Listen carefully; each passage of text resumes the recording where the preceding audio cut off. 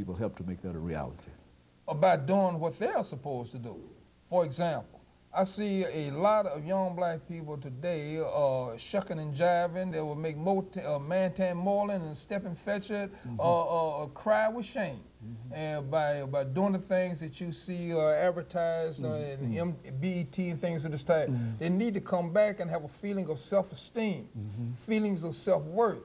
Realize that there's a purpose in life other than what they think it is, you see.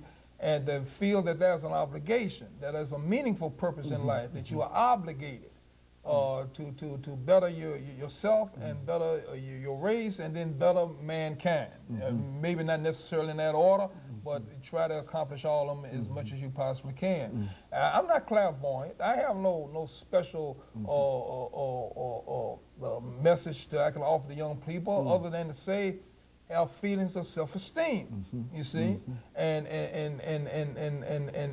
get away from this shucking and jiving and being disrespectful to themselves and men being disrespectful to their women, calling them bitches and calling them whores and promoting them on these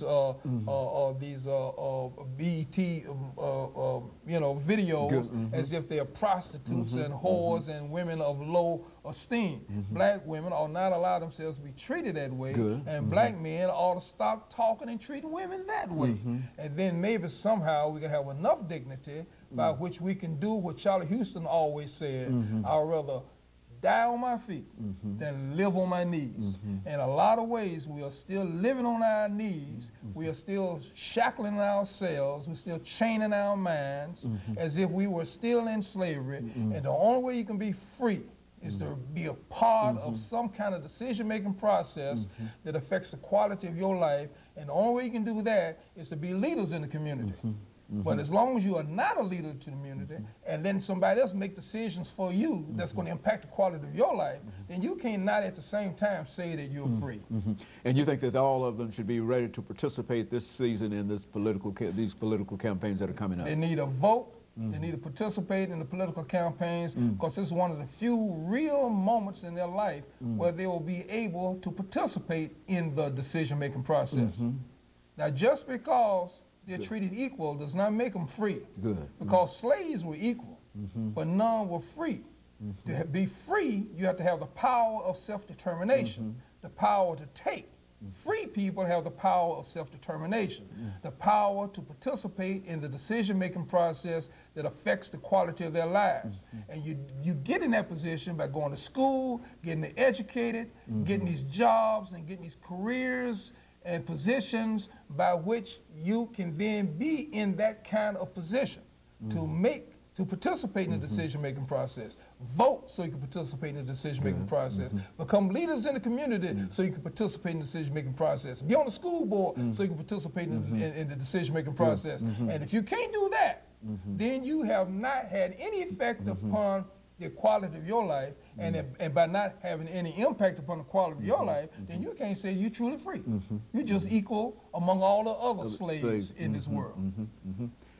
Very good. Brown versus the Board of Education. Brown versus Board of Education. And we've got about a minute and a half before we call an end to this show today, but the information that you've given us has gone so far beyond Brown. And of course, we are now celebrating, what, the 50th anniversary of that great decision. Well, the implications of Brown are far exceeding Brown itself. You see, Brown established the foundation, made it possible for the 1964 Civil Rights Act, and once you had integration in the educational system, then it was just a matter of time before you had integration throughout all aspects of human life in the United States. And I like what you said earlier, Attorney, about the Constitution of the United States being a living document. Over the last minute, say something else about that.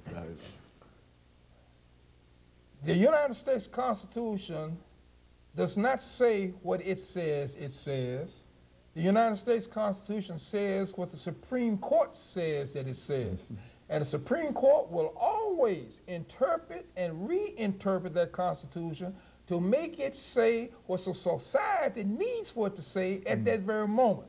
And that's why the Constitution is still a living document. If the Constitution was not interpreted that way, then it will become irrelevant. You cannot have a Constitution that's interpreted up against the background of 19th century needs in a 21st century obligation. The Constitution has to be interpreted to be relevant in the 21st century. Very good. Very good. And of course, let me thank you, Attorney Blackshear.